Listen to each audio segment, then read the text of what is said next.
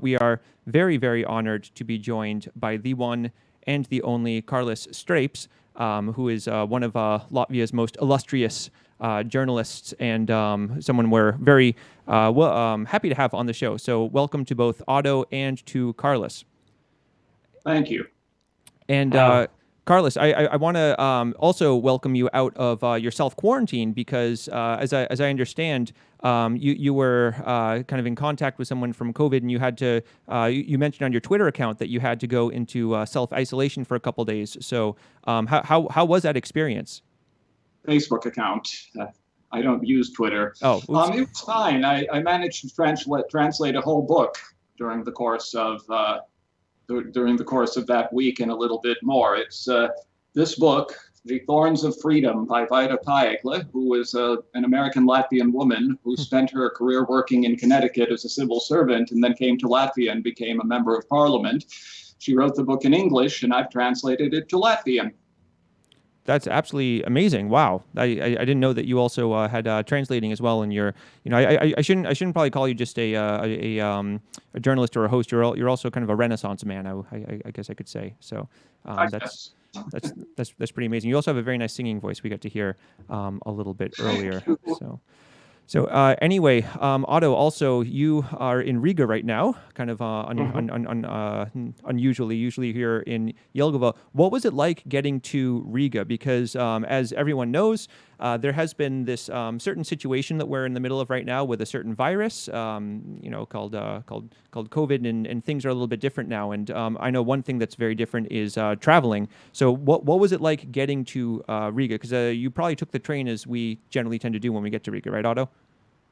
Exactly, and you would have loved the train ride that I had today, because also in trains now they have approximately half of the seats that you cannot sit in, meaning that you have quite a wide space in front of you, around of you, and probably from this epidemiological standpoint, much healthier environment to take your necessary ride than, let's say, in a small bus that they actually are taking out of the street of Riga.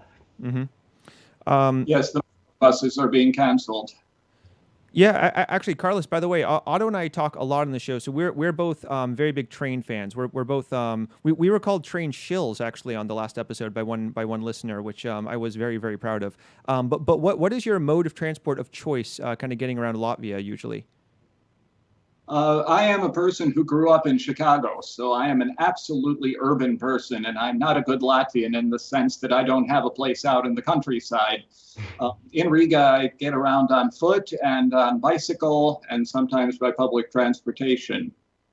Okay, but that's a proper ārzemnieks, I guess. That's how I guess most of my friends in Riga get around. So that's interesting to hear. So. Anyway, we've got a lot of stories to talk about today. We will, as usual, unfortunately, have to start with COVID-related stories because there's a lot to talk about. I promise, just like last time, we will not spend the entire time on COVID because there's actually, believe it or not, a lot of other stuff that happened in Latvia this week that had really not so much to do with COVID. I guess it's like I think almost everything has something to do with COVID these days because. Even the stories that we're going to talk about that don't, technically have to do with it, they are impacted one way or the other. So, that's just unfortunately the world we live in. There's not a whole lot else to talk about. But let's start out with the major kind of updates that happened with the measures over the weekend and the ones that are being talked about right now. So, as those of you who have been following the government's new decisions and their new regulations, so there's much stricter measures that were introduced on Saturday, I believe it was, unless I'm getting mixed up. It's hard to keep track of time almost now because things have just been moving so quickly. But now it has been banned to meet in groups of larger than 2 in public and also in private in most cases, aside from obviously, meeting with your immediate family. There's also been some kind of nebulous exceptions made for work and for some other for some other kind of essential reasons why you would have to meet in groups larger than two. Otto, can you maybe explain, or maybe Carlos as well, in a little bit more detail, what are some of these exceptions? Because for example, we do see people at work in groups more than two, and also in shops as well, for example.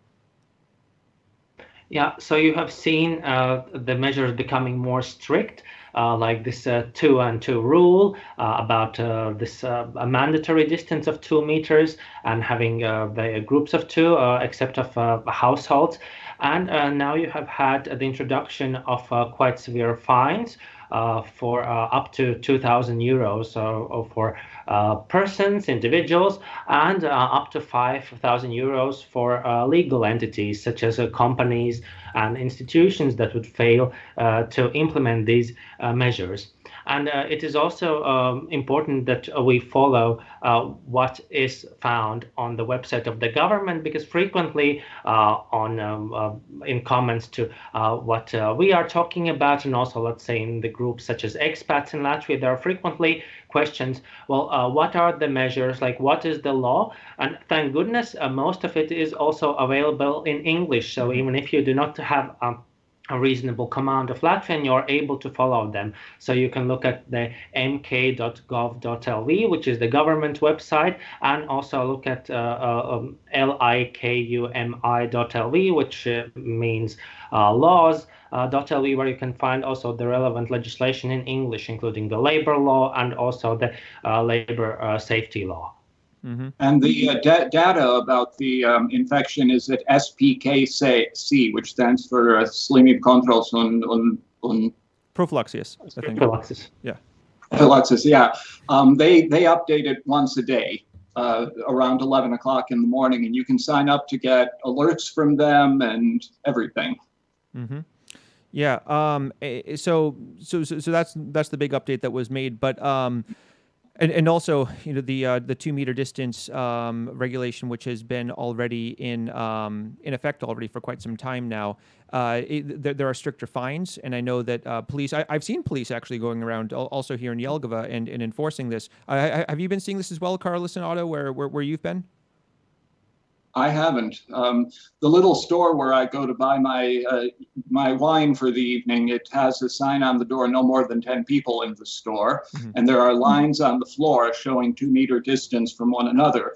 The problem is that Latvians tend to bunch up in queues. Americans know this concept of personal distance and would never do that. But as far as I've been able to tell, people are learning to stay apart. What wasn't that Ivars Godmanis who once said that Latvians are like penguins because they all bunch together? Was that Godmanis who said that, or was that? Yeah, he was talking about the economic crisis, and that to get over it, we have to be like penguins and all squeeze together. Yeah, but not for pandemics though. No, not for pandemic. Yeah, Otto, have you? What about on the train also? How did it work on the train? So, did the conductors make sure that people? Well, I guess you said there was a pretty empty car, but do you have any idea how that's worked for people who've been taking this? The car wasn't actually empty; it was full. But you have to remember that now, with half of the seats being restricted, now it was. Surprisingly well organized, and also the people were very well disciplined. The person who checks the tickets did not have to make any comments, and people were very civilized about it. So it was a pleasure to see that. At the same time, I have noticed perhaps more policemen and police cars on the street. Also, as I went from the central station to my apartment in Riga, and probably we will see some fines being applied. Well, we have heard that, let's say, in France, you have had already more than 350,000 fines being given out to unruly citizens. And for example, my mother told of a story that she saw in Rimi, one senior citizen disregarding this 2-meter rule because, as she announced herself, she had the mask on her, so she did not have to do that. That was something that my mom observed. So hopefully we won't have like too many incidents like this. Otherwise, the police will have to take stricter measures to deal with this issue. And we really need to be careful because last week the government announced for the first time that there had been diagnoses of cases where there was no obvious source for the infection. Yeah, and that's a pretty major indicator too, in terms of how serious the the spread is. So and yeah, I just want to also mention, Otto, the fines. So they're up to €5,000 for what I've heard here in Latvia. So just be careful. Just follow the recommendations, Yeah. whether or not you. Well, which is what I told, like €2,000 for individuals and up Yeah. to €5,000 for legal entities. I'm sorry. Then I misheard. So I should never question Otto. Yes. So the big news, though, and this is something that's being discussed from what I understand right now, and probably by the time you're listening to this, you might have some clarification about this. But there's a lot of indications that this current situation and these measures could be extended for up an additional 3 months, from what I've heard. That is the word in the street, and that would mean that the entire study year would be extended. Well, no, the study year wouldn't be extended, but the entire study year would be under its current what's the word? Distance learning. It's funny. I'm forgetting. Yeah, I'm forgetting the English term. I'm so used to talking about talmatsība. And again, there's a pro and a con to this. So the good side is that, unlike some other places where I've heard about, we're not going to have school in the summer. We're not going to have to just cancel the study year and just start over again, in the next semester. But on the other hand, I don't know a single student, teacher, anyone who thinks that this is a more enjoyable situation than we had before. Otto, have you taught any of your classes through distance learning? Have you had to? Yes, and it is also the way how it is done in general at the Riga Graduate School of Law, where I'm teaching. I also will have the chance to give some of my planned guest lectures in America from a distance, as of course it's not possible to fly there, but at least we won't have to cancel them thanks to that hopefully very good internet that we will have to do this. At the same time, I would say that the word that is going around could be the case. The situation, the emergency state could be extended, and there would also be a legal instrument to do so, because currently under the law, you could extend this state of emergency to up to 3 months. So if you will have enough votes in the government, we could see this happening and have this extended. The only problem then is if they would like to extend it even more, you wouldn't have a law in place that would allow it to happen. So if there would be a necessity to extend it even longer, for example, we have heard that, for example, in Hungary, they have been discussing introducing the state of emergency for a term without a specified end date. That wouldn't be possible in Latvia, because then after those 3 months, they would have to think of another way how to deal with this. But I think every time the cabinet decides to extend, it needs parliamentary approval. Exactly. The Saima met for plenary session today, and each faction was in its own room. Votes were taken orally, Carlos Sveip's aye, and so on. The first question was on whether to reduce the amount of time that MPs are allowed to speak on the various issues. And it took about half an hour for everybody to cast the vote and the votes to be counted up. And then you know what, but they are observing distance at the Saima. And I would imagine we'll keep meeting in emergency session as necessary. Yeah, and observing brevity, which is very difficult for both parliamentarians and also podcasters to do as well. We have a hard time with that as well sometimes. Speaking of votes, though, real quick.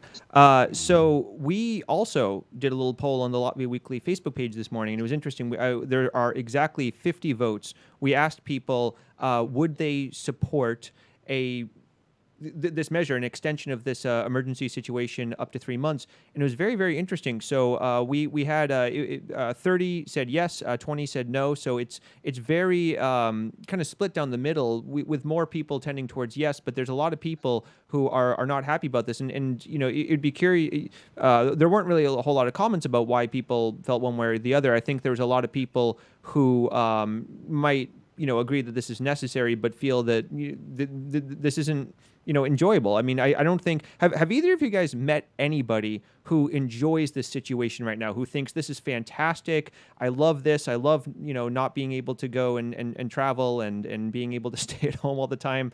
Do you know anyone who thinks that this is fantastic fun? I haven't met anyone.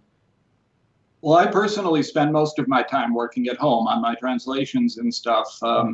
I have to go to the TV studio, of course, to record my program. And at the television station, while I'm recording my show, I'm by myself because it's just a one-camera show. But there are guys who have to set up the cameras and the lights and whatnot.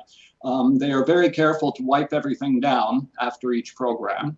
But there are shows that require guests, and that can be a little bit problematic. Mm-hmm. Yeah, certainly I agree. That if you're kind of already, if it doesn't change your life that much, it's not a, I guess probably a big deal. But still, I know a lot of people whose lives have been disrupted pretty significantly, and I think that that overall, most people I know are pretty much ready for this to be done. How about you, Otto? How are you enjoying this situation personally? Well, for me, thank goodness it has not affected me so much, as I now have to do a lot of writing, some publications and articles, and I can do that like from any place as long as I have my computer and the internet, so I'm fine. At the same time, I also know of some students that also do not mind very much about this because, of course, it's more convenient, at least for them, to listen to the lectures while, let's say, sitting comfortably in their beds rather than like waking up, let's say, an hour or 90 minutes before that and have to cross all of Riga to get to the faculty. So there are certainly some people that might enjoy, at least for a month or so, these changes. But let's see how that will then go on when the warm season comes in and then they are prevented, let's say, from going to the beach. Yes, which by the way, kind of small little update. I didn't put this in the show document, I don't think, but I guess the Jurmala's toll fee for entering Jurmala, if you're thinking about going to the beach, which definitely think twice if it's necessary to do right now. But apparently they've turned on the fee again. It's that time of year, to pay toll to Jurmala's Pashvaldiba. But I can just say at least so we're already in the kind of middle of the second week of Talmatsiba distance learning at the high school that I teach at, and we're not huge fans of it ourselves. It's a much bigger change. I agree, Otto. For university students, it's not a huge difference because the way that university lectures usually work, it's it doesn't really make a huge difference. I guess if you're there or if you're not there, it's nice to be able to get feedback, but you can do that through distance learning. But especially for primary school teachers and teachers who teach between grades 1 and 3, I have massive amounts of respect for them because that's a difficult job any day of the week, and then trying to do it through distance, that's very difficult. So definitely my biggest praise is for all of the medical workers out there who have to be on the front lines of this, and we definitely give our deepest thanks to them. So if I could say a couple of things here. Yeah. My youngest sister is the principal of a Latvian preschool in Chicago, and she has been, they've been doing things virtually, games and stuff like that. Middle sister is a middle school teacher. She has been teaching her students like that. But one piece of good news is that the Bitte mobile telephone company has sent 6,000 smartphones out into the countryside to poorer families that don't have such a thing. Yeah, that's fantastic. And there's also the news this week. Well, we might as well mention this now, that there are going to be new TV educational channels set up for specifically younger students. I believe it's Tava Klasse, it's going to be called, and it's going to be broadcast on what's currently Sports Center and Ray TV. And I hope that that's also going to be available online. I haven't heard if it will be or not, but I hope so. So that will also be some relief for teachers and parents and students who are trying to kind of make this all work. But it's been and in this day and age, it would not be on the internet. Yeah, definitely. I hope so.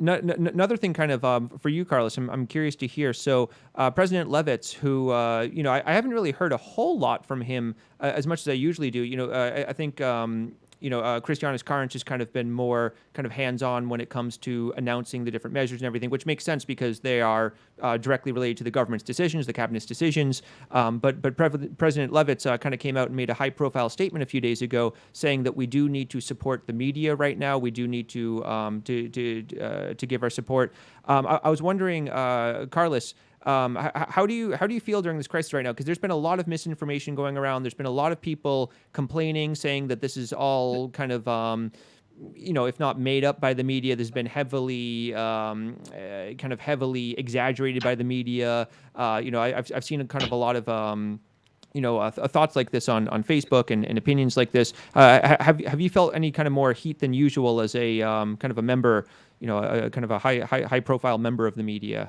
Have you kind of heard this kind of criticism or anything like that? Not personally. I've seen that kind of stuff on the internet. And as Albert Einstein once said, there are two things that are endless: the universe and human stupidity. Pause. And I'm not sure about the universe. That is a fantastic one. Yeah, so definitely, all I can say to people out there is, whether you agree that the measures need to be done or not, everybody's trying their absolute best right now. I do understand. I have heard some very legitimate arguments that the cure for the disease, the measures that have to be taken that are kind of strangling the economy right now, might be worse than the actual virus itself. I do think that's a legitimate, kind of argument, and that's something that has to be taken into consideration. But at the same time, I do have trust in the scientific community in general. I don't feel like this is the same kind of situation as, like before the Iraq War, where we kind of look back and we go, oops, we were kind of all collectively wrong about this. At least, most people were. I do think that the scientists are making the best decisions they can based on the best models that exist. And, afterwards, I hope we can look back and go, whoops, this was a little bit of an overreaction, but, it's really hard to make that decision in the middle of this. And, I'm definitely would not want to be the person who has to make these very difficult and painful decisions. But at least let's be glad that we are in Latvia, where the government has control over this, and not in America, where the federal response is non-existent or chaotic, as the case may be. Definitely chaotic. I just want to also mention we have one listener who just wrote in, who's listening live, who said that there are many issues in the Latvian diaspora over in Ireland. So there's a problem with unemployment, housing, and how children are going to be minded, and school at home. And then some people have not been there 2 years yet and are not entitled to support. So there's problems also for not just America, but also throughout the world, and also for people who are part of the Latvian community. So definitely, I've been saying this already for a while now. We're all going to have to kind of help each other out a little bit. We're all going to know people who lose their jobs. We're all going to know people who are affected one way or another. So we're going to have to do our best, stay positive and constructive as well. And one positive thing, so apparently, so Otto, you, I believe you put this into the document, so maybe you can comment on this as well. So apparently, one thing that we do talk about very often, I feel like whenever there's a slow news week, there's either a story about contraband cigarettes, which are confiscated, or also contraband alcohol. But now that alcohol is being put to good use, and apparently they're turning it into disinfectant, Otto, is that correct? Exactly. So those are stores of confiscated bootleg liquor, which have been confiscated by the state police. So I think that is another good news, that not only we have a food surplus and we won't run out of food, even with all the panic shopping, but also the fact that we will have at least enough disinfectant that we all need when we go out, when we go in the public transit, for those of us who need that. Something of the basic necessities, and that's certainly good news for our country. Yeah. Anything else you guys would like to mention about COVID-19 before we finally move on to some non-COVID related stories or not so COVID related stories? Just to say, I have tickets on June the 25th to go visit my sisters in Chicago. I hope it's over by then. Yes, I hope so as well. My family was hoping to visit this summer, and also there was one listener who wrote on the Facebook page that she wanted to come and visit in June as well. So we hope that we see you here in Latvia. We hope that everything's okay, and if not, then we hope that we'll have you here some other time, because it is a wonderful place to visit. Okay, so let's get into some not quite so COVID related news. And this is about Riga Satiksmē. This is very, very interesting. I've been dying to talk about this all week, Otto, especially with you, because this is something that is kind of one of your little pet issues. So Riga Satiksmē. I mentioned, by the way, on our our YouTube account, I started doing these kind of like little kind of weekly update videos. So kind of a shorter version of this podcast where I just run through top 10 kind of quick stories of the week. So I talked about this there very, very quickly. But Otto, I want to see, I didn't get a chance to really discuss this with you in detail yet. I really want to know what you think. So, back when Mayor Niels Ušakovs first came into power in the early 2010s, or technically the late 2000s, his party Saskaņa, Harmony, talked about when you hear about the quote-unquote Russian party that gets talked about by political scientists and in the Latvian media, that's the one that usually they're talking about, because its traditional base of support has come from Latvia's Russian-speaking minority. So one of his major platforms was cheaper public transportation for certain social groups. And this was a very popular platform. It's something that, I think helped keep him in power for basically a decade, the longest serving mayor of Riga since, the 1800s, basically. And Otto, can you give a quick run through of which groups are able to get some kind of special discount on Riga Satiksmē? So the most major ones are, of course, the senior citizens that after the age of 75 can pay nothing for using the public transit. And knowing the demographic situation of Latvia, that is a large societal group. At the same time, that also affects students, which is probably the second largest group that can enjoy these privileges. And when I was a student, I also could use this privilege. That is, of course, very nice and worked very well politically, especially at the time when Mr. Ušakovs came into office.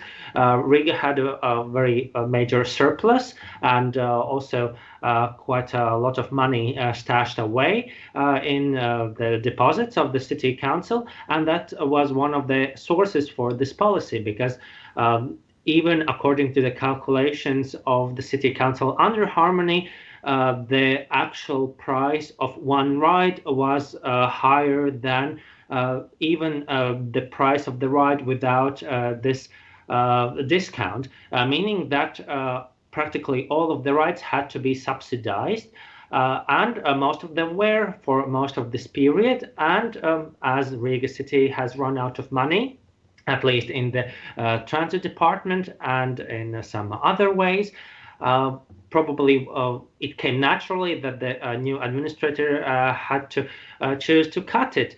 Well, one of the reasons was also the health care reason, because as we have seen in many other cities, they have cut these discounts for most of the groups, except of, let's say, people with disabilities, to limit the amount of people who would use the public transit. That has been a frequently used measure in Europe and in other parts of the world. At the same time, perhaps it was a very good coincidence, at least for the administrator from the fiscal perspective, to cut the discounts and probably not to bring them back in the capacity that we have seen it before, because it is unsustainable, and especially after the changes in the legislation, there won't be much opportunity to bail Riga Satiksmē out by another dotation from the government. So that won't happen. So whomever will be the next mayor will not have that card under their sleeves. Yeah. For my part, I would say two things. First of all, don't call them Russian-speaking people. Mm-hmm. Call them Russian citizens, because almost all adult Latvians speak Russian as such. But the other thing is the executive director of the city of Riga was sacked by the administrators this week, specifically over the Riga Satiksmē issue. He was told that he had been irresponsible in rearranging transport routes and stuff, so that happened too. Yeah, that was actually our next story, which we were going to get into. That was Mr. Juris. Oh gosh, can you guys help me with the last name? Juris Radzevich. Thank you, Radzevich. Yes, that is my Latvian name of the week. I have a notoriously hard time pronouncing some of these last names. I'm good with first names. I've gotten good at first names, but last names I'm still horrible with. But so anyway, Edvins Balsevich, who is the temporary administrator, which we did not know his name a couple of weeks ago because he's not somebody who has an extremely high profile right now. It's definitely increasing right now. Again, very quick recap for those of you who are kind of surprised, why don't we have a mayor right now? There was a long drama that began with Niels Ushakov's basically half being kicked out of his job, half pulling a Mary Poppins umbrella out of his bag and escaping to Brussels as a member of European Parliament. Very, very long story. We've done episodes about this before. You can go back and look at that. But there was just kind of like when an emperor kind of dies, and there's always a big power vacuum, and there's big struggles between power parties and everything. We've had this very long, drawn out soap opera where we had one mayor who was in charge of Riga for less than a month. He didn't even last to a month, and then we had another mayor who lasted a few months after that, and then what finally killed the city council was waste management, believe it or not, of all things. The national government stepped in and said that the inability to come up with a suitable waste management system was enough to press the reset button and have elections. But those elections are being postponed now until we don't really realistically know when, because if this emergency situation gets extended, then probably they're not going to have the elections in the middle of the emergency situation. I can't imagine. I believe that they're aiming at August 9th now. Mm-hmm. Okay, yeah, I haven't heard that latest news, so I trust you on that. You have your ear to the ground on this very, very closely. So anyway, yeah, it's a very, very interesting situation that's going on in Riga. And it's definitely not the greatest thing right now to change horses midstream. Kind of have this completely new government system in the middle of this crisis. But speaking of also changing horses midstream, we also have a new economics minister. So congratulations to Mr. Wittenbergs, who just today became the new economics minister. And took over for Ralph Snemero, who had been under some criticism over the way that he wanted to cancel the OIK, the mandatory. What is it in English? I can't even remember what it is in English. I think it's a mandatory procurement component, yes. Meaning the mandatory part of the electricity that has to be bought from these cogeneration plants. Yeah. So. This is something that and there's been a lot of discussion about this. Was it right for him to be kicked out? There's some people who think that there's a shadowy conspiracy to try to get rid of him, so that this scheme can continue indefinitely. But the immediate reason given for his firing was that he did it. He went to Parliament instead of going to the government, kind of unilaterally, and tried to get his version of this cancellation passed. So there was a lot of drama there, but it's very interesting. Oh yeah, it's important to note he lost his clearance for state secrets. Yeah, exactly. That's the primary reason why he was sacked. Yes, exactly. That was. Thank you for correcting me about that. Yes, he. Which is actually. With this government specifically, with some of the ministers who were appointed kind of after the 2018 election, this has kind of been a common theme with a lot of the people who were chosen or talked about for ministerial positions that either they wouldn't be able to get state secret clearance or they've lost it now apparently. So. So this new economics minister, it's very interesting. There's been a lot of talk about whether or not he is the right choice to take over, because it doesn't really seem like he has quite as much experience with, I guess, economics as some of the previous ministers we've had of economics. How much do you guys know about Mr. Wittenbergs and kind of his previous experience? Well, his previous job was chairman of the finance committee in the Sejm, I believe. Mm-hmm. And more about that. And before that, I think he came from private business, and apparently he was also involved in tourism and in other private companies, meaning that he has had some business experience. At the same time, even if we might not consider his experience as very relevant to the position that he's holding, we have to remember that that is not a requirement for the minister, remembering that he is, on the one hand, a representative of the party that has been elected, and the main point for them is to put forward the political mandate and the program, and to do the organization to be able to achieve that. So here we can see that the main thing is a little bit different, rather than if we would have, let's say, government made up of technocrats, which is not something that we have under the constitution. Mm-hmm. Yep. So anyway, we do wish him the best of luck, because he is going to need all the help he can get right now, because there is a this is not a good time for any economy in the world, I would think, right now. So he's gonna be very, very busy in the near future. Let's make note, the Saima got 3 new members today. The person who was next on the list took his oath in office today as soon as Wittenberg's was approved. A second one came to replace Jutta Striete, who died very, very prematurely a couple of weeks ago. Yeah. And the third one is a woman who got the so-called soft mandate, because Thales Linkaitis is the transportation minister. He's been the transportation minister since the beginning of the Karinj government. I didn't realize that he had not put down his mandate in parliament until now, but I guess he didn't. Oh, I also had no idea that's is that possible to do? I thought you kind of had to when you became a minister. No, I think Szuplinska is the one the education minister, who refused to put down her mandate. But that's what they said in the Saima today. She was there to replace the transportation minister. So.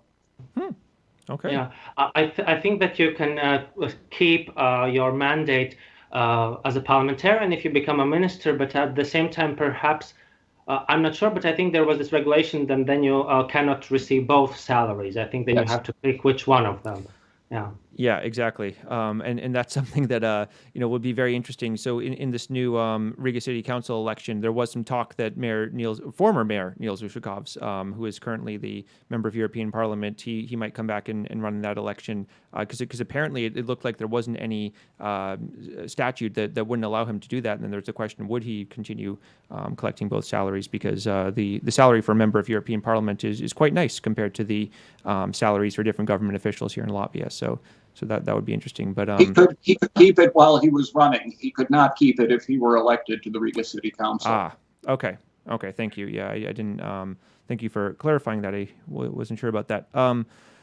Next story, which also has to do with some members of Parliament, and this is not such a positive one. So, Mr. Aldis Gobzems, who was a member of KPVLV, not just was the member, he was the prime minister candidate, and for a time he was actually nominated by the president to form a government, and he had 2 or 3 weeks to do that. This was a very, very chaotic government formation time after the 2018 election. Our first, I think, Otto, what was it? Our first 12 episodes took place while this formation process was happening, and it was kind of the main thing we would be talking about. Yes, I think it must be the most extended story that we have covered so far. Hopefully, COVID will not overtake it. I really hope not.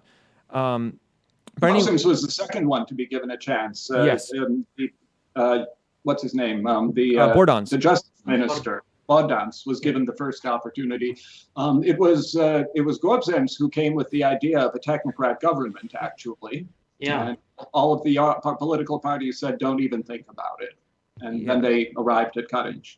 Yes, exactly. So that was a very, very interesting drama, how Mr. Gobzem's government formation process that happened. But during that time, he also made some very inflammatory comments about one. Oh gosh, how do we say it in English? Insolvency. administrator. Yes, insolvency administrator who was murdered. It seems like assassinated in his car, and he made some very inflammatory comments about Mr. Martins Bukas and his family. Kind of while all this was happening, they filed a lawsuit about libel, and this has been something that's kind of been going on in the background for the last few years. And now, I guess today it was announced that they have to pay him. I think it's around 11,000. He has to pay the family around 11,000 euros, which is quite a hefty fine for that. And I'm curious to see what you guys think. Do you think that this is an appropriate decision that the courts took? Do you think that for the comments that he made, this is an appropriate kind of decision and an appropriate punishment? Just first to note, it's a lower court ruling that can be appealed, and he has said that he will appeal it. Well, sure, yeah. Yeah, so we'll have to see how the litigation continues. At the same time, here you can see the length and extent of freedom of speech, and also the responsibility, because on the one hand, you can speak freely. At the same time, if you make some of the allegations that Mr. Gobsams put forward, if contested in court, you have to be ready to bring out proof, especially if there are some allegations that perhaps one or another person has committed a crime, has been involved, let's say, in a criminal organization or some such thing. So we also have to be responsible about the words that we say. And on the one hand, populism might be very valuable politically. At the same time, we have to also remember that our words come with a responsibility for them. Mm-hmm. But we also have to remember, I mean, the insolvency administration industry in Latvia has been scandalous for a very long time because it has sponsored political parties, particularly the National Alliance. Mm-hmm. For a while, one of the administrators was the Secretary General of the National Alliance. I think the word that Mr. Gobsams used with respect to Mr. Bunkus was bandit. Mm-hmm. I don't think that in America that would get you into a courtroom on a libel suit, but certainly, as far as I know, the industry has done a lot of work to clean itself up in recent years, but it used to be a very dirty industry indeed. Mm-hmm. Exactly. So, so that's kind of resolved for now. But you're right. There, he will definitely continue fighting this in court. And he is a lawyer by trade.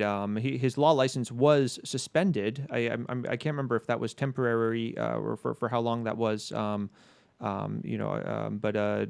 definitely. I think it was the license was taken away because of this, and I don't think that it has a temporary character. So if he would want to become a lawyer again, then he would then have to reapply. But otherwise, I don't think that there is this time period after which it would be reinstated automatically. I'm not sure about that. Mm-hmm. But Joe, before the show, we were talking about the word palamote. Yes. With respect to Mr. Gobsams, he talks about everything in Parliament, and a palamote is a person who blabs, and that is certainly a word that applies to him. Yes, so and not just him in Parliament. Palamote, that can be our Latvian kind of like slang word of the week, right? That's kind of like a conversational Good term. choice. Yeah, fantastic. So. Anyway, we will keep you posted as that process goes on. Mr. Gobsams has also promised to create his own new political party because, as I mentioned, he was basically kind of kicked out of the KPV-LV party, and that was a very, very messy divorce process. Him and Archis Kaiman, who was the other leader, who also is no longer in the KPLV party. They had a very public spat during the confirmation process of Mr. Karinch, and so he's promised to create a new political party, but we'll see if that happens. He does have a significant amount of followers. I don't know if you're aware of this, Carlos. Otto and I talked about this on the show once. There's this Facebook group called Supporters of Aldis Gobsams, and there's something like 2,000 members, but there's something like 100 posts a day. It's this very it's this very kind of small but dedicated group who are very dedicated all this Gwobsum fam. So we'll see. I'm not one of them certainly, but if I recall correctly, when he first started talking about this, he put out a very, very militant message saying, "I need strong men who are ready to take up arms and whatever." Yeah. So anyway, we'll keep an eye on him. Another story. So another kind of result. This is one of the less talked about measures that was put into place to fight COVID-19's spread. But it's another one of these measures that kind of has a butterfly effect. It affects other things as well. And this was about the closing of gambling establishments and also the closure of online gambling as well, which was a particularly controversial aspect of this. And one result is that Jānis Zuzans, who is a owner of quite a few gambling establishments throughout the country, he has said that he will not be able to make a planned €1 million donation that he was expecting to be able to do for different cultural institutions.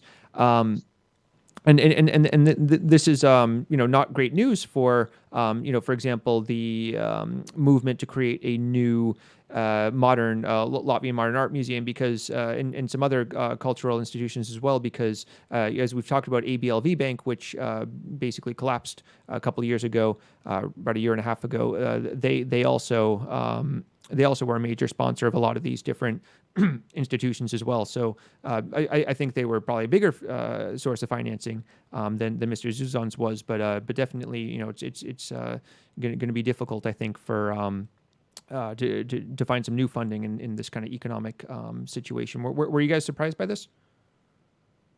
Petty much? I don't know.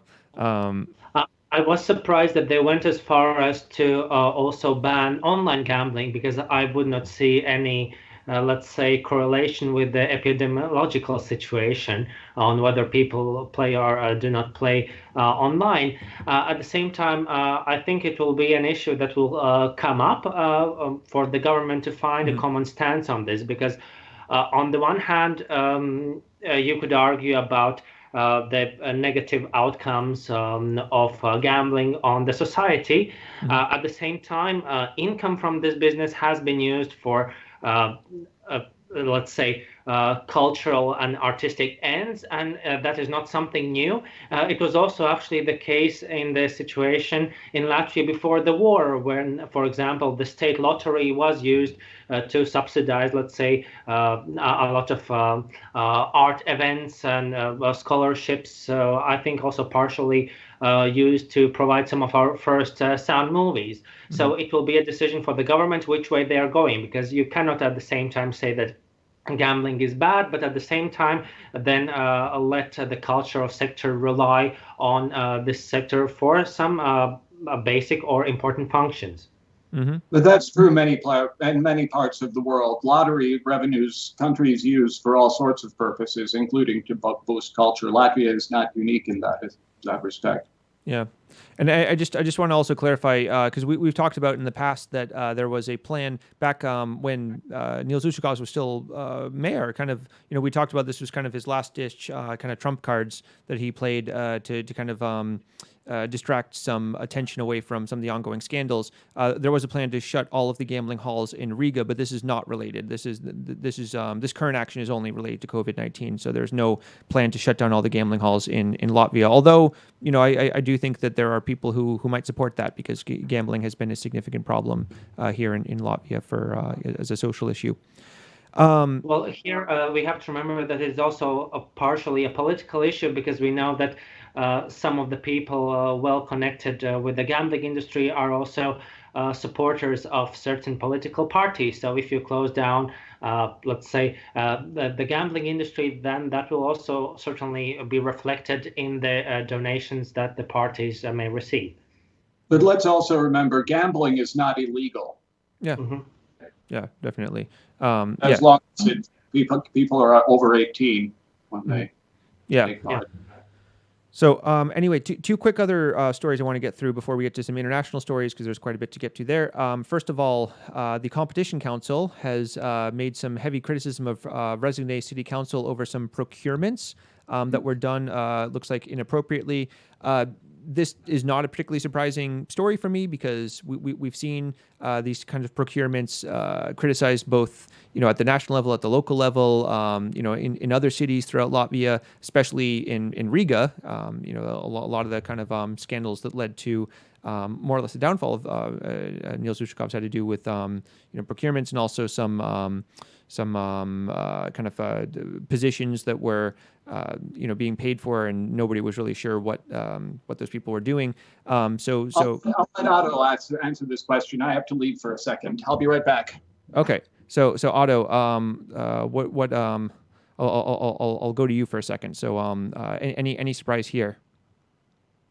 Well, certainly not, because as we have discussed before, you know that when you have a lot of public money, or the money of taxpayers, especially for the municipalities, where you would, let's say, have less attention to how it's spent than, let's say, the national government, because we frequently hear criticism directed at the Ministry of Finance, Ministry of Economics, a wide variety of measures and procurements that the government is taking. Something that we don't hear so much about is the municipal sector, even though it gets almost close to 90% of our income tax, depending on where you are registered and declared.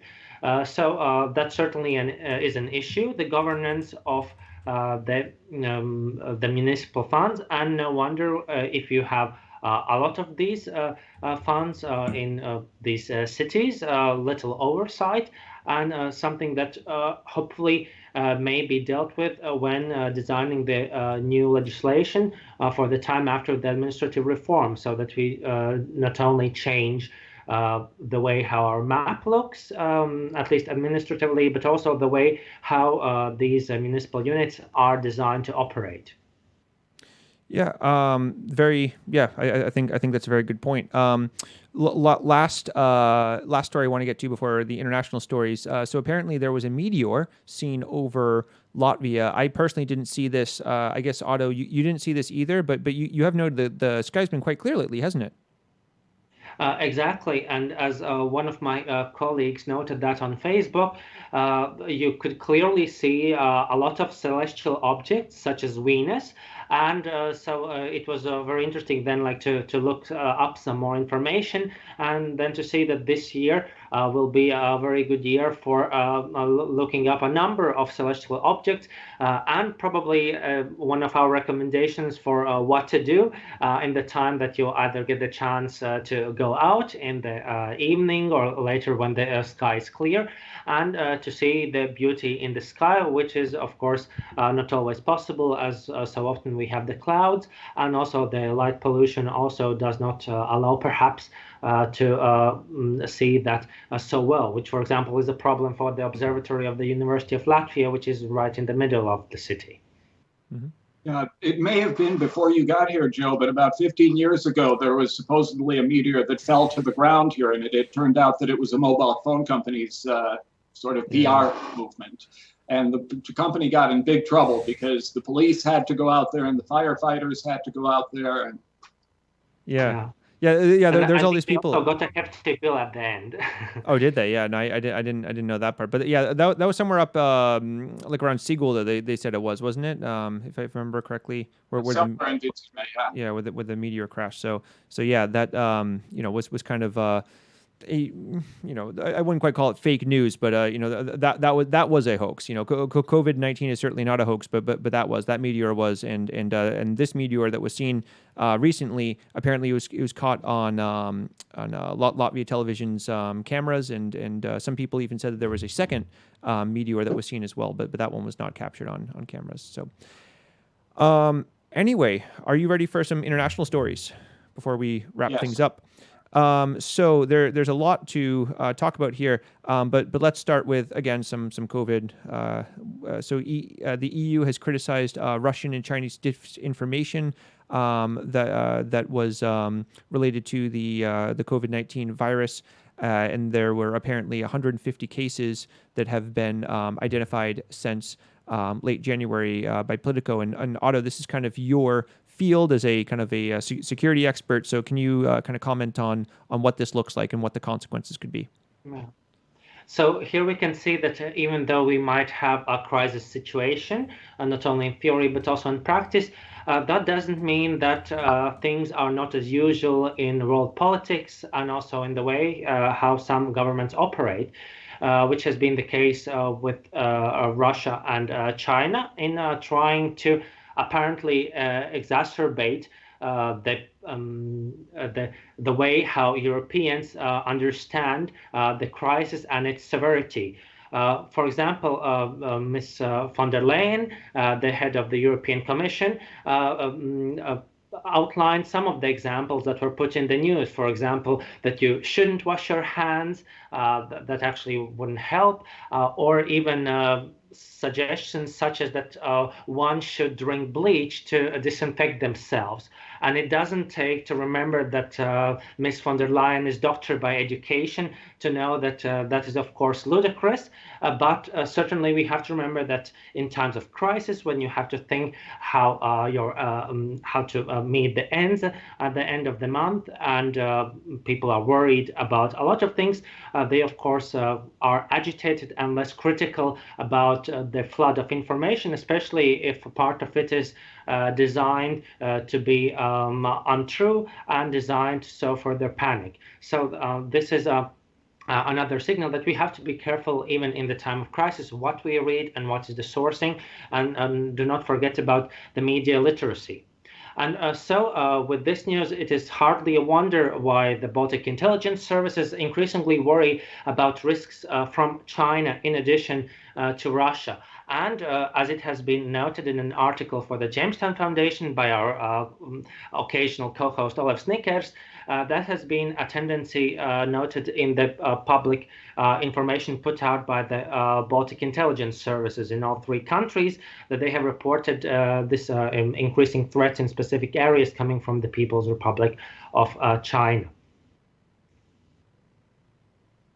And of course, another source of incorrect information is the current president of the United States. But for instance, this idea that this malaria medication is some kind of a miraculous thing to cure the COVID-19 virus. There was a guy, I'm thinking in Texas, who saw the ingredient on what I believe was fish tank cleaning liquid and drank that and died. And there's been a run on the malaria medication to the point where it's no longer really available to doctors who need it to treat malaria and other diseases that it really does treat. Yeah, so perhaps it is encouraging that at least I think it was yesterday I saw the material on CNN when on the White House briefing on this crisis, President Trump actually gave a floor to Dr. Fauci and other medical experts on this matter, so that we would have politicians doing their job and we have the medical experts doing theirs. Yes, but the interesting thing about that is, for example, when he was talking about that medication, Dr. Fauci is always there at these briefings. And Dr. Fauci came to the microphone and said, no, this has not been tested. Do not take this. It may be dangerous and so forth. And then Trump came back and said, well, my gut tells me that it's effective. So. Yeah, well, oh gosh.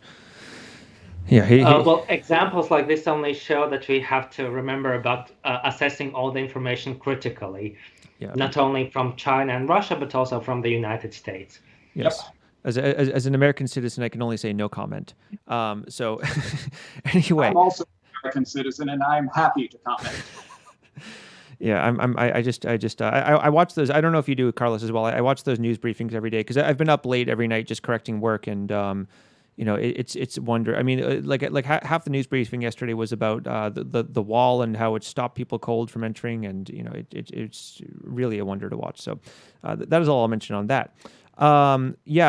Speaking of kind of our eastern neighbors, especially when it comes to information, so there was a very interesting Ray Baltic report about Pirmais Baltijas kanāls, or kind of Channel 1 Baltics, which is a major media organization with close ties to the Russian government. It's not technically a Russian state media, but if you listen to the kind of opinions that come out of it, it almost kind of sounds like it. But it's very closely, the way the Russian media structure works in the first place. It's all very kind of closely intertwined. But there was a very interesting report that came out, and I'm sure that you kind of read through this, Otto, and you've probably read through this as well, Carlos, or at least seen it, about what's going to happen with kind of the EU sanctions, and how they've been kind of trying to skirt around them in this kind of gray way. So what's going to be the outcome of this? Are we still going to be seeing these channels here in the Baltic states, and what's going to be the kind of medium-term outcome of this? I would say that that certainly will be a major issue for this media, and also for the Russian narrative, or the narrative established in Russia and then promoted in the Baltic states to reach us, meaning that they will have to find other ways. Because one of the issues that we saw here was the very good work of Estonian and Latvian intelligence in proving that in operation of this channel, sanctions have been breached, and so that ought not be the way how media in a democratic or European environment should work. That also goes already atop of the problems that most all media have right now, with the issues of the commercial advertising and the income dropping from that, and perhaps also together with the next news that probably we'll discuss afterwards, but about, for example, this offer from Facebook to give $100 million to a media, and also the narratives, as we have heard, for example, from our president, that there ought to be more government support. So we'll see whether this will open up a discussion, whether we need, let's say, state support or additional state support to media production in Russian language. Mm-hmm. But let's be clear about one thing. In the electronic media in particular, there is no such thing as a Russian outlet that is not closely linked to Putin and his henchmen. There are a few print exceptions, but certainly not the electronic media. You're right to say that it's not officially a Russian state television station. Yeah, but it is everything but. Yeah. There is Medusa, which is based in Riga, but they basically had to be based in Riga to not have to kind of be at the mercy of Mr. Putin's kind of henchmen, as you mentioned. So yeah. So Otto, going back to that 100 million euros, $100 million, which is about 100 million euros these days, that was being offered to the media by Facebook. This was interesting because I was just at a conference of kind of like media business a couple months ago. I was out with my students; they were volunteering there, and it was very interesting because the media, these different media organizations, kind of have a little bit of a love-hate relationship with Facebook, because definitely Facebook has given a new opportunity to be able to share these stories, to be able to share this media, but at the same time, a lot of people don't actually click on the websites; they just read it on Facebook, and that's it. And they've been kind of siphoning, in some ways, money away from these businesses as well. It's interesting to see. So do you think, I don't know, this could also be some kind of play by Facebook to try to, I don't know, get some influence as well in these organizations, and say like, well, we gave you this money when you really needed it, and I don't know. I mean, I don't think that's the kind of a stated outcome or anything like that. But is there some concern, you think, on that field? I would say that certainly there is the benefit for publicity, because we have seen all the bad press that Facebook has gotten in the last months and before that.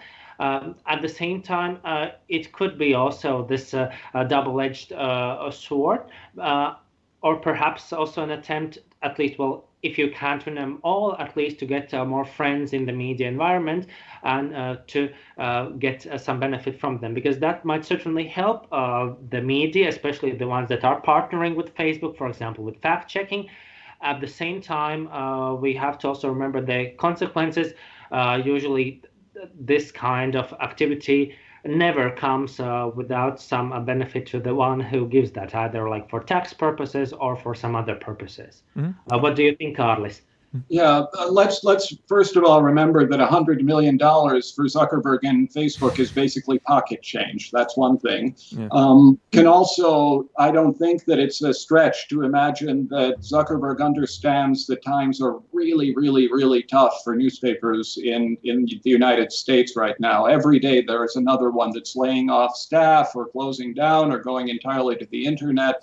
Ironically, the Trump presidency has certainly expanded the opportunities for the New York Times and the Washington Post in particular, and the Los Angeles Times. But for small newspapers, they have been suffering ever since the internet appeared because classified advertising disappeared as a concept from newspapers. And as a journalist myself, if anyone wants to come and help, come on in, and we'll talk about what that means later. Mm-hmm. Yeah, so it'll be interesting to kind of see the results of this. Going to Denmark for a second. So apparently the Prime Minister of Denmark is considering lifting the lockdown in 2 weeks from now, and this is very interesting because they're kind of going in the opposite direction, kind of maybe more in the direction of Sweden, which hasn't really put in as strict measures as some other countries have in Europe and also throughout the rest of the world. So any comment on that? And why, what the kind of thought process is behind that. I'm sure it's kind of an economic argument. Well, I think if she thinks that the curve has started to go down, logically she may relax some of the strictures. Mm-hmm. Exactly, because it must have been based on the statistics that have been slightly better for the Nordic countries that it has been for Southern Europe. At the same time, it was also put with a caveat that it will depend on how citizens will act, whether they will keep up with all the measures that are in place, and then they will see the situation in 2 weeks' time, whether they can proceed with that matter by calmly, quietly, and in civilized manner lifting this lockdown. At the same time, we'll see how much it will help, because certainly that will not bring back life to normal in Europe.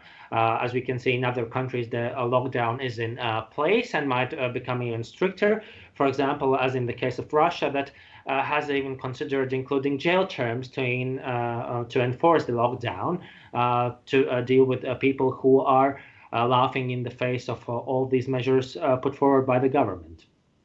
Yeah, it's interesting how quickly things changed there because it kind of went from one moment to everything's fine, everything's good, we don't really have COVID at all, and kind of very credible kind of reports of falsified statistics, also by regional governors, to suddenly some of the most draconian lockdown measures that we've seen. So I think they started taking that threat very seriously very quickly.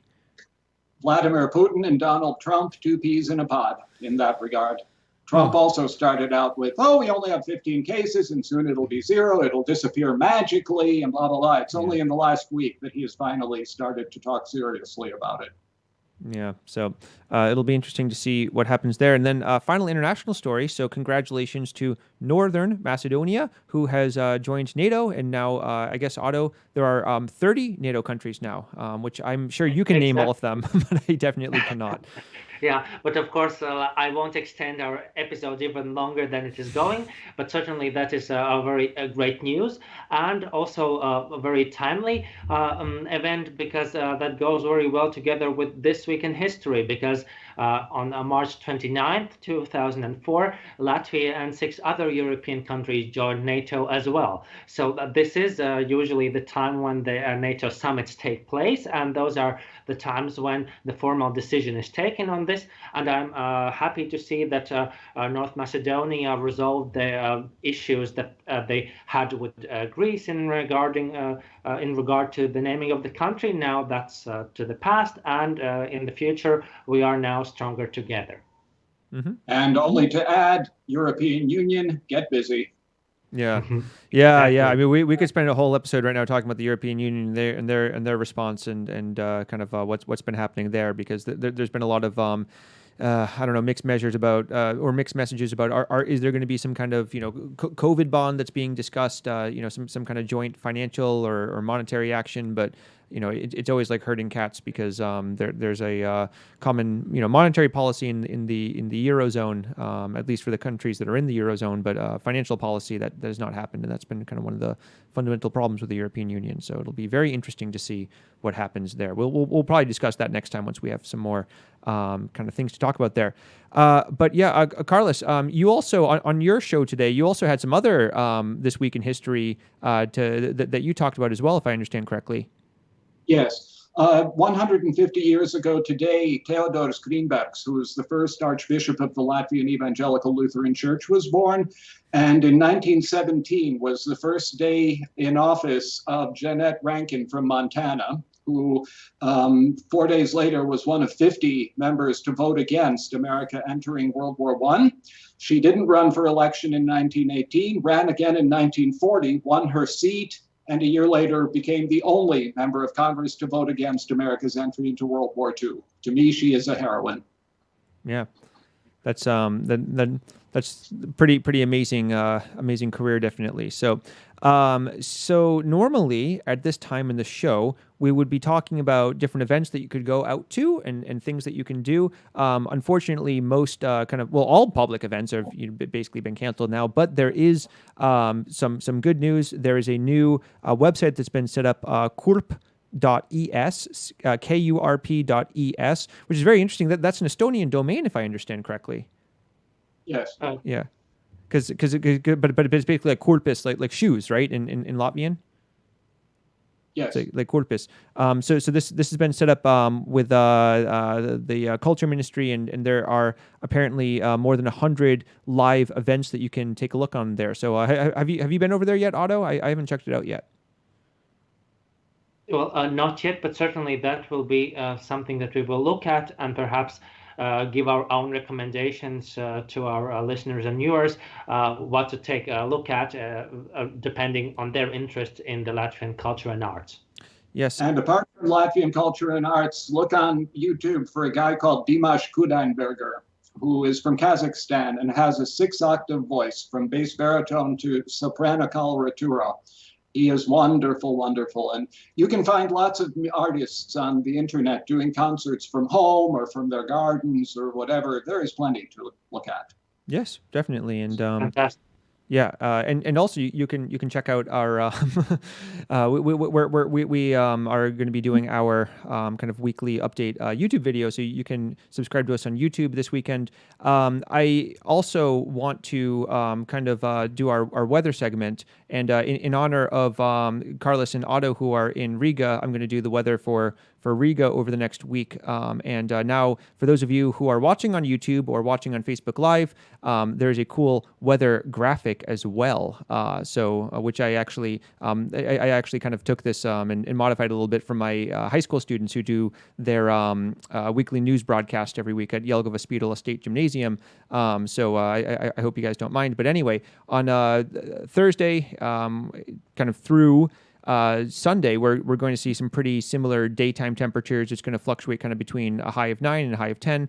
At night, we are finally getting into the very end of the cold time. It's only going to dip down into negative degrees Celsius. We're not talking Fahrenheit, certainly. It's only going to dip into the negative just on Saturday. Apparently, you guys are going to be seeing a little bit of a mix of snow today, which is Thursday for those of you listening to the audio version of this. It's going to be kind of continue to be rainy on Friday. Saturday, it's going to be partly cloudy throughout the day mostly. And then Sunday, Monday, just mostly sunny, a few clouds in the sky. It's going to get pretty warm, though. It's going to keep getting a little bit warmer every day up until Tuesday, when it's going to be a high of 15 degrees. And it's going to really start to feel like spring kind of coming into the Easter season. So how do you guys feel about this weather that's coming up for us? Have you learned to think in Celsius, or do you calculate it into Fahrenheit in your head? I actually I can think in Celsius, I can think in Fahrenheit, but I cannot transfer the two of them. It's very strange. It's if somebody asks me, like what's 50 in Celsius, I have to go, oh geez. Like I know how 50 feels. I know how 12 or 13 or 4. It's what is 15? What is 50 in Celsius? A simple thing one thing that is easy to remember: 10 degrees Celsius is 50 Fahrenheit. Okay. 20 degrees is 68, and 30 degrees is 84. So from there you can sort of approximate. But the formula is Celsius temperature times 9 divided by 5 plus 32. Wow. To Okay. get Fahrenheit. So you have a much better memory than me because I've already forgotten all of the numbers that you just mentioned right there. So anyway, yeah. So thank you so much, Otto, and especially Carlos for joining. I hope that we see you again on the show sometime. I hope that you enjoyed this.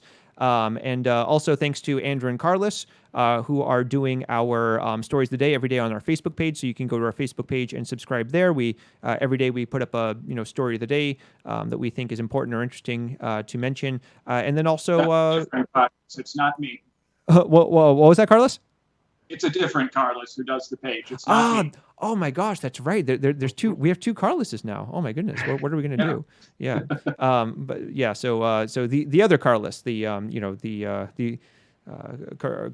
Carlos who's not here in Latvia with us, and then yeah, we will be back next week. Okay, so you can check us out on YouTube, on your favorite podcast app, or here on Facebook Live. So any last things that you'd like to mention before we go? First, Carlos. Keep safe, wash your hands, stay away from people. We'll get over it. It's funny. Otto and I, it's kind of become this like weird little thing. Way before COVID, we ended up telling people to wash their hands a lot on the show because we also had that outbreak of what was it, E. coli last year, I think it was. So we talked a lot about washing our hands actually. So our listeners have already known very well to wash their hands. We've been talking about making a T-shirt or something for that. So you don't have much for E. coli, I'm afraid, but. For this one, wash. Yes. Otto, any last words before we go?